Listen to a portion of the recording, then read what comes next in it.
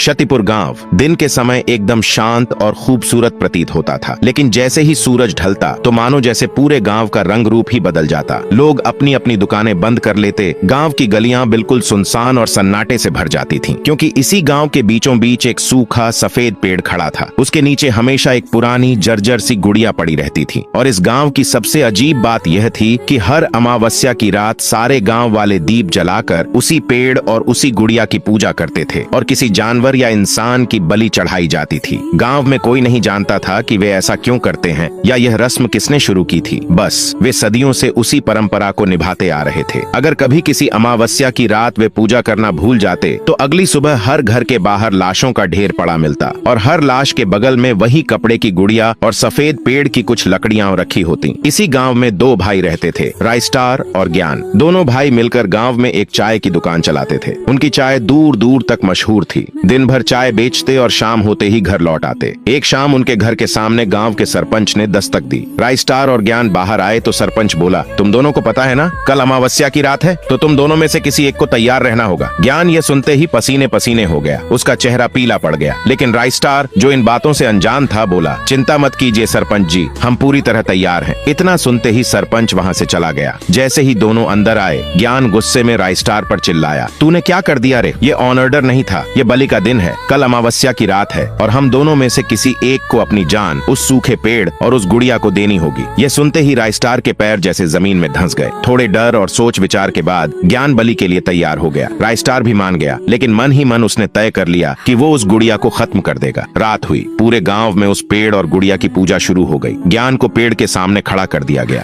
गांव वाले कुछ मंत्र पढ़ने लगे। मंत्रों के कुछ देर बाद अचानक सब लोग वहां से भागने लगे। राइस्टार पास के एक पेड़ के पीछे छिपा सब देख रहा था। जैसे ही सब लोग वहां से भागे, वो गुड़िया हिलने लगी और देखते ही देखते एक बड़ी डरावनी गुड़िया में बदल गई। वो ज्ञान पर हमला करने ही वाली थी कि पीछे से राइस्टार ने जाकर उस पर जोरदार वार किया। गुड़िया वहीं बेसुध होकर गिर पड़ी। दोनों भाई किसी तरह अपनी जान बचाकर भाग निकले। अगले दिन सुबह पूरा गांव लाशों से भरा पड़ा था। हर लाश के पास वही कपड़े की गुड़िया और लकड़ियों का बंडल रखा था। राइस्टार डर के मारे अपने भाई ज्ञान को दूसरे गांव भेज देता है और खुद एक तांत्रिक बाबा से मिलने निकल जाता है। जब वह तांत्रिक बाबा से मिला और सारी बात बताई तो बाबा सुनकर दंग रह गया। उसने तुरंत राइस्टार के साथ गांव जाने का फैसला किया। शाम होते होते दोनों गांव पहुंच गए। तांत्रिक ने राइस्टार से कहा, तुम जाकर किसी कोने में छिप जाओ, वरना तुम भी उसके चपेट में आ जाओगे। राइस्टार ने वैसा ही किया और पास के एक कोने में जाकर छिप गया। तांत्रिक बाबा ने मंत्र पढ़ना शुरू किया। मंत्रों की गूंज सुनकर वो गुड़िया कांपने लगी। कंपन इतना तेज हुआ कि पूरा गांव हिलने लगा और देखते ही देखते वो गुड़िया फिर से बड़ी भयानक गुड़िया में बदल गई। एक ही झटके में उसने तांत्रिक की गर्दन